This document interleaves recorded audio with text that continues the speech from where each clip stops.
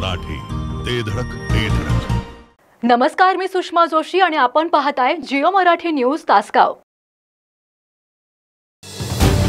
सांगली शहरामध्ये गुंतवणुकीचा विचार करताय? कमर्शियल लोकेशन हवं आहे, स्वतःलाच व्यवसाय करायचा आहे किंवा नामांकित ब्रँड्ससाठी भाडे तत्वावर द्यायचं आहे?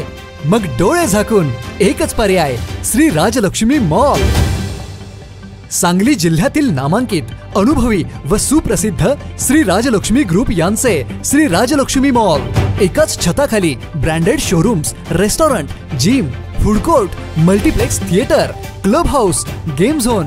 नुसता मॉलच नाही तर लवकरच सांगलीमधील multi branded entertainment centre. Shri Rajlakshmi mall मध्ये आपली गुंतवणूक करा आणि मिळवा प्रचंड परतावा आणि प्रचंड फायदा. श्री राजलक्ष्मी ग्रुप आता पुण्यामध्ये देखील अनेक गुंतवणुकींचे पर्याय उपलब्ध.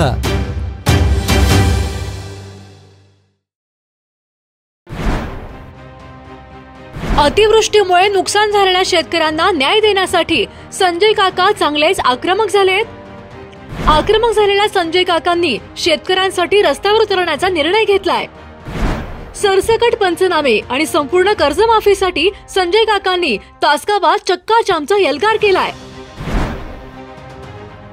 त्यानुसार संजय काकांनी तासगावात हजारो कार्यकर्त्यांसह 14 ऑक्टोबरला चक्का जामचा निर्णय घेतलाय.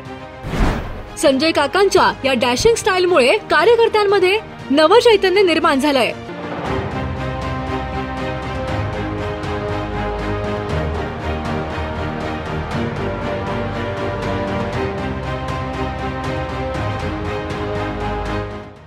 माजी खासदार संजय काका पाटील यांनी काल तासगावात कार्यकर्ता संवाद मेळावा घेऊन जुन्या स्टाईलने राजकारणात पुन्हा एकदा सक्रिय होणार असल्याचे संकेत दिले होते.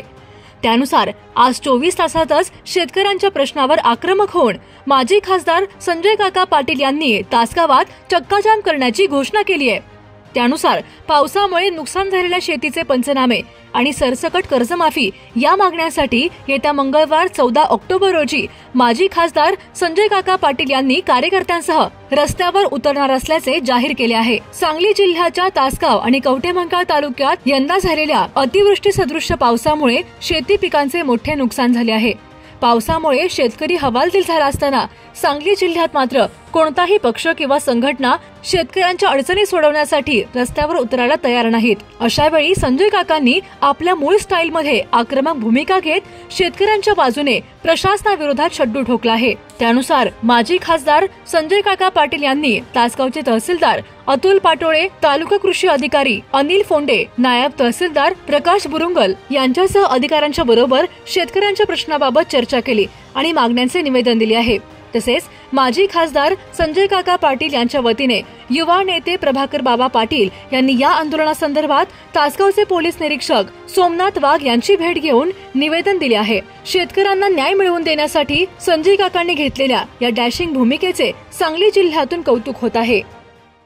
जिओ मराठी, ते धडक